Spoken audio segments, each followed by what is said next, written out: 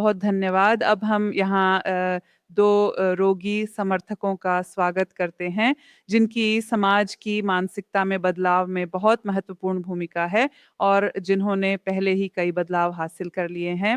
समाज में और शुरुआती उम्र में स्तन कैंसर के वास्तविक जोखिम कारकों के प्रति जागरूकता के संबंध में प्रगति।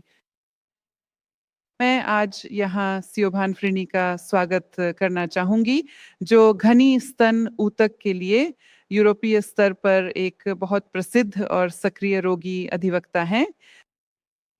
क्योंकि शिवॉन किसी भी डॉक्टर की तरह जो हिस्सा है, मानती है कि किसी भी महिला को जानने का अधिकार होना चाहिए कि उसे घनी स्तन ऊतक हैं, क्योंकि यह एक अतिरिक्त जोखिम कारक है।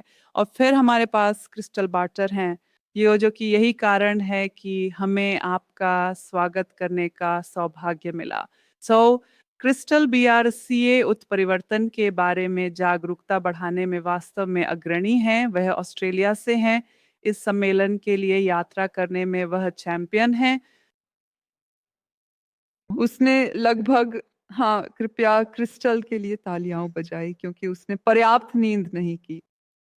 और क्रिस्टल का परिवार सबसे पहले परिवारों में से एक था। मुझे लगता है कि ऑस्ट्रेलिया में उनका परीक्षण किया गया और वह रोकथाम के लिए चुने जाने वाली पहली और बहुत कम उम्र की महिलाओं में से एक थी। तो क्रिस्टल, मैं आपसे शुरू करना चाहूँगी। सबसे पहले आप क्रिस्टी फंक को कैसे जानती हैं? और दूसरा, आपकी कहानी क्या है? हे क्रिस्टी। क्रिस्टी और मेरी मुलाकात एंजेलिना जोली के माध्यम से हुई थी। हाँ, यही मेरी प्रसिद्धि की कहानी है। यह मेरी कहानी की शुरुआत होगी। तो मैं ऐसे परिवार से हूँ जहाँ हर महिला को स्तन और डिंब ग्रंथि का कैंसर हुआ है। मेरी माँ 36 वर्ष की थी, मेरी नानी 40-44 वर्ष की थी। उनको कैंसर 3 बार हुआ था, इससे पहले कि उनकी मृत्यु हो गई। मेरी परदादी 68 साल की थीं और कई पीढ़ियों में हमारे परिवार में लगभग 20 महिलाएं थीं। इसलिए मेरी माँ सचमुच मेरे परिवार में इकलौती जीवित हैं। लगभग 25 साल पहले हमें पता चला, न्यूजीलैंड के एक छोटे से कस्बे में और एक परीक्षण की पेशकश की गई, एक हृदय परियोजना के माध्यम से। और उन्होंने मूल रूप से मेरे परिवार से कहा, हमें लगता है कि हम आपकी मदद कर सकते हैं। मेरी माँ का परीक्षण किया गया और इसे वापस आने में लगभग 9 महीने लगे। और जब मैं लगभग 16 साल की थी, तब उन्हें बताया गया कि आप कुछ ऐसा करते हैं जिसे बीआरसीए जीन कहते हैं, और मैंने इसके बारे में कभी नहीं सुना था। मुझे नहीं पता था कि इसका वास्तव में क्या मतलब है, और ये तब तक नहीं था जब तक मैं लगभग 22 साल की महिला थी कि मैंने आनुवंशिक परीक्षण कराने का निर्णय लिया। मैं 21 साल की उम्र में माँ बन गई, इसलिए मेरे लिए जोखिम का एक कारण था। ये मेरी ज़िंदगी की सबसे अच्छी गलती थी। अब वह करीब 20 साल का है और मैंने 2 और बच्चे पैदा करने का निर्णय लिया, जो अब 17 और 14 साल के हैं। तो मैं गई और परीक्षण करवाया। मेरे लिए नहीं, बल्कि उसके लिए। और उन्होंने मेज़ के पार से मुझे एक कागज़ का टुकड़ा दिया। जेनेटिसिस्ट ने मेरी आँखों में देखा और कहा, इस टेस्ट के कारण आपका परिणाम आपकी माँ के मुकाबले पूरी तरह अलग होगा।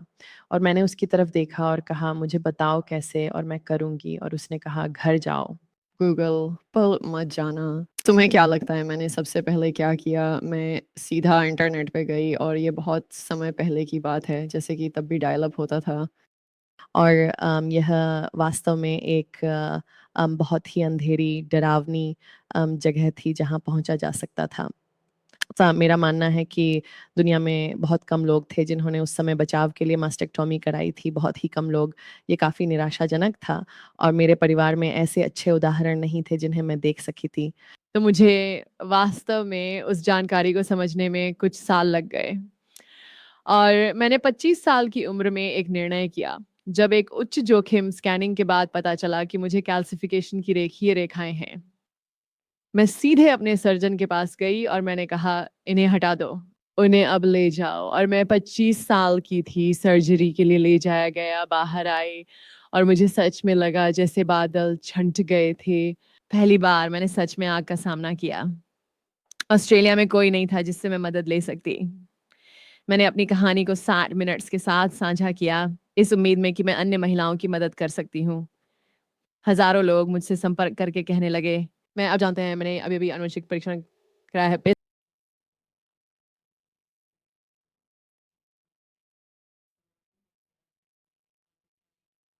जब वास्तव में मैं बस खुद को आगे बढ़ा रही थी, एक नेता बन गए। तो सर्जरी मेरे लिए कारगर नहीं रही।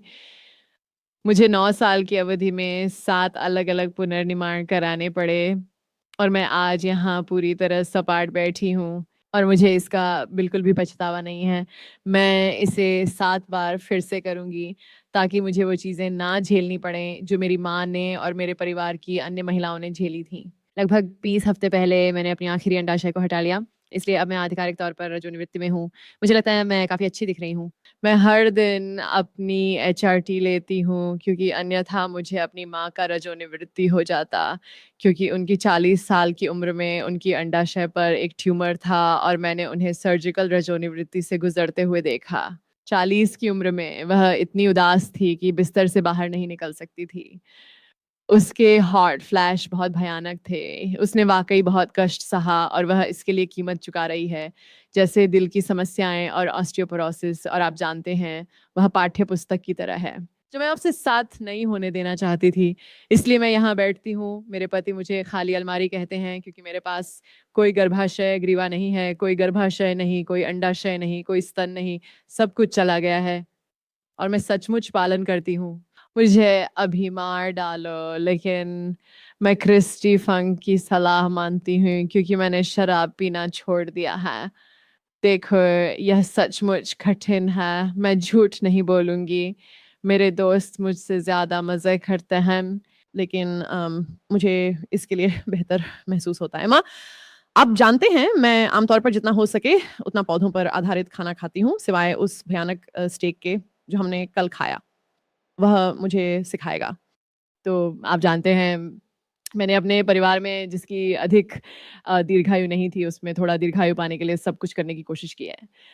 तो आप जानते हैं 100% गारंटी है कि मैं किसी चीज़ से मरूँगी। हम सभी एक दिन किसी न किसी चीज़ के कारण मरेंगे। मेरी कहानी के साथ मैंने जो करने की कोशिश की है और जो जेनेटिक्स परीक्षण ने मुझे दिया है, वह है अपनी ज़िंदगी को रोकने और बढ़ाने का एक विकल्प। और यहाँ बैठी हूँ एक 41 वर्षीय महिला के रूप में, 3 सुंदर बच्चों के साथ, एक अद्भुत पति के साथ। मुझे लगता है चाहे आगे कुछ भी हो, मैंने जो कर सकती थी वह समय अच्छा किया है। अच्छा। यह बहुत प्रभावशाली है क्रिस्टल। और यह वास्तव में अविश्वसनीय है। आप अपनी उम्र से कम 15 साल छोटे दिखती हैं। तो ये आपके हिस्टेरेक्टमी या टोटल हिस्टेरेक्टमी का एक प्रतिकूल प्रभाव है। वैसे भी उसने एक छोटा विवरण छोड़ दिया। असल में एंजेलिना जोली ने ही उससे मिलने के लिए कहा था, क्योंकि एंजेलिना जोली क्रिस्टल की कहानी का अनुसरण कर रही थी और वह वास्तव में प्रेरित हुई और क्रिस्टल की कहानी से शायद प्रोत्साहित भी हुई। तो एंजेलिना ने खुद को परिचित कराया क्रिस्टल के लिए। नमस्ते, मैं एंजेलिना जोली हूँ। सच नहीं, क्रिस्टल ने कहा, मैं क्रिस्टल हूँ, पर मुझे पता है आप और कौन हैं। यात्रा मैंने आपके करें। बारे में सब कुछ पढ़ा है। अब शिवॉन, मैं जानना चाहती हूँ कि आपका ट्यूमर कैसे 8 सेंटीमीटर तक बढ़ गया। 7, ओह माफ़ कीजिए, सिर्फ 7, ठीक है, तो और भी बहुत कुछ। ये कैसे हो सकता है? तो वह मेरा प्रश्न था। शायद यही प्रश्न मुझे मरीज़ों की वकालत में ले आया और शायद यही कारण है कि मैं आज यहाँ हूँ और पिछले कुछ वर्षों में विशेष रूप से कई सम्मेलनों में मैंने बात की है। तो मैं आयरलैंड में रहती हूँ और ये एक द्वीप है और हमारे यहाँ कई अन्य जगहों की तुलना में स्तन कैंसर की घटना कम है, देश जिनका आप यहाँ प्रतिनिधित्व करेंगे। हमारे यहाँ लगभग 3,500 से 4,000 की घटना है, तो ये छोटा है। अच्छा, और मैं एक और छोटे समुदाय का प्रतिनिधित्व करती हूँ क्योंकि मेरा स्तन कैंसर, लोब्यूलर स्तन कैंसर था, तो ये 15% है। ठीक है, लगभग सभी निदान के बारे में। ये एक बात है जो मैं कहना चाहूँगी कि हमने स्तन कैंसर पर 2 पूरे दिन बात की है और मुझे लगता है कि यह विशेष रूप से महत्वपूर्ण है कि हम सभी विभिन्न उपप्रकारों पर ध्यान केंद्रित करें। मैं मेरे विशेष उपप्रकार को क्लिनिकल ट्रायल्स में बहुत अच्छी तरह से स्थान नहीं मिलता है और ये वास्तव में महत्वपूर्ण है कि हम जागरूकता के स्तर को बढ़ाएं कि स्तन कैंसर सिर्फ एक गांठ में नहीं होती है, स्तन कैंसर सिर्फ एक बीमारी नहीं है, इसके भीतर बहुत सारे विभिन्न उपप्रकार होते हैं। खैर, मेरी पहचान हुई। अच्छी खबर ये है कि मैं निदान के लगभग 9 साल बाद हूँ, इसलिए मुझे लगता है कि यह एक थोड़ी सी खोची। मैं कभी-कभी अब भी एक ड्रिंक ले लेती हूँ। मैं क्रिस्टी की बातों का पालन नहीं करती। ईमानदारी से कहूँ तो मुझे अब इसके बारे में काफ़ी दोषी महसूस होता है। वैसे भी न मुझे विश्वास है कि मैं अपेक्षाकृत स्वस्थ थी, विशेष रूप से निदान से पहले खेल में शामिल थी। मेरे बच्चे हो चुके थे। ये अब जानते हैं, मुझे लगता है कि जीवन शुरू हो रहा था कि थोड़ा उठा हुआ सा महसूस कर रही थी। मैंने अभी-अभी एक नई नौकरी शुरू की थी। मैं काफ़ी अच्छा महसूस कर रही थी। मैं एक ऐसे समय से बाहर आई थी जब मुझे बहुत सारी छोटी-छोटी परेशानी हुई थी, जैसे कि तुम्हें पता है मुझे चकत्ते हो गए थे। मुझे फ्लू के टीके के बाद सेल्यूलाइटिस हो गया था। मेरे साथ कुछ घटनाएँ हुई थीं जहाँ हाँ, वे मेरा इलाज करने की कोशिश कर रहे थे। दमा, मेरी ज़िंदगी में मुझे कभी दमा नहीं हुआ। तो मेरे शरीर में बहुत सारी चीज़ें चल रही थीं और मेरे फार्मासिस्ट ने एक दिन मुझसे कहा, "आप जानती हैं, इसे देखो।" तो आपके जीपी ने हाल ही में आपके लिए क्या दवा लिखी है, इस पर ध्यान दें। क्योंकि वास्तव में मेरे फार्मासिस्ट ने ही मेरी इस ओर ध्यान आकर्षित किया था। तो मैं इससे बहुत खुश नहीं थी, लेकिन मेरे पति का 2015 में प्रोस्टेट कैंसर का निदान किया गया। तो इसने मेरे ध्यान को कैसे मैं महसूस कर रही थी, उससे हटा दिया। उनका रक्त परीक्षण से जल्दी निदान हो गया और आप जानते हैं, बस अब एक बहुत अच्छी ज़िंदगी जी रहा है। इसलिए इनसे वह जल्दी निदान का एक बहुत अच्छा उदाहरण है और मैं शायद जल्दी निदान का इतना अच्छा उदाहरण नहीं हूँ। तो मैं अपनी 40 साल की उम्र में मैमोग्राम करवाती रही, मुख्य रूप से क्योंकि मेरी एक बहुत अच्छी दोस्त को स्तन कैंसर हुआ था। कुछ हद तक जागरूकता थी अगर देखा जाए। मेरे पास निजी स्वास्थ्य सेवा थी, इसलिए मैं मैमोग्राम करवा सकती थी और मेरे दाहिने स्तन में एक जगह थी जिसे मैं सचमुच महसूस कर सकती थी, जिसका मुझे पता था। आपको पता है, अब विशेष रूप से मेरे 40वें वर्षों के अंतिम चरणों की ओर, इसलिए मैंने इसे कई बार जाँचा था। मुझे बताया गया था कि मुझे स्तन सिस्ट हैं। मैंने रजोनिवृत्ति आराम से पार की। मुझे विशेष रूप से ये बात कही गई थी। मैं पूरी तरह से नहीं समझ सकी कि क्यों? मुझे याद है मैंने कहा, लेकिन अगर आप जानते हैं, मेरे पास ये सिस्ट हैं और एक गाँठ विकसित हो जाती है और मुझे सिर्फ़ ये कहा गया, देखो आराम करो, नहीं आपको अंतर पता चल जाएगा। तो मैं चली गई। मैंने स्तन कैंसर जाँच सेवा के साथ नामांकन कर लिया, जैसा कि आप पात्र होते ही करते हैं। मेरे पास देखभाल मैमोग्राम की एक श्रृंखला थी। इसलिए मैं बस आखिर स्तन कैंसर स्क्रीनिंग मैमोग्राम पर ध्यान केंद्रित करूँगी जो मैंने कराया था। उसके 6 महीने बाद मैं नहा रही थी और बिना किसी विशेष कारण के, क्योंकि स्पर्शनीयता बनी रही थी, लेकिन इसे कई बार जांचा गया था। तो बिना किसी विशेष कारण के मैंने देखा, सिर्फ मेरे निप्पल पर एक छोटा-सा खिंचाव था। ये ऐसा लग रहा था जैसे किसी ने छोटा-सा टाँका लगा दिया हो और उसे पीछे खींच लिया हो। या जैसा अक्सर होता है, साइड से साइड नहीं जा रहा था। लेकिन ये ऐसा लग रहा था जैसे किसी ने उसे थोड़ी-सी कसावट दे दी हो और फिर दिन से दिन मैं इसे दोबारा नहीं देखती थी। लेकिन फिर से आप जानते हैं मेरी जागरूकता की बढ़ी हुई भावना, परिवार में स्तन कैंसर का कोई इतिहास नहीं है बिना किसी विशेष कारण के। बस कुछ बात मेरे मन को नहीं बैठ रही थी और मैं अपने जनरल प्रैक्टिशनर के पास गई और मज़ेदार बात ये है कि मैं उस व्यक्ति के पास नहीं गई जिसे मैं आमतौर पर देखती थी। मैं एक महिला से मिलने गई। मैंने सोचा शायद आप जानते हैं, किसी और को देखने के लिए और एक जोड़ा हाथ और एक जोड़ी आँखें मिले, तो उन्होंने मुझे ट्रिपल असेसमेंट के लिए भेजा और 15 दिनों के भीतर जैसा आपने कहा, मुझे 7 सेंटीमीटर का इन्वेसिव लोब्यूलर ब्रेस्ट कैंसर का निदान मिला।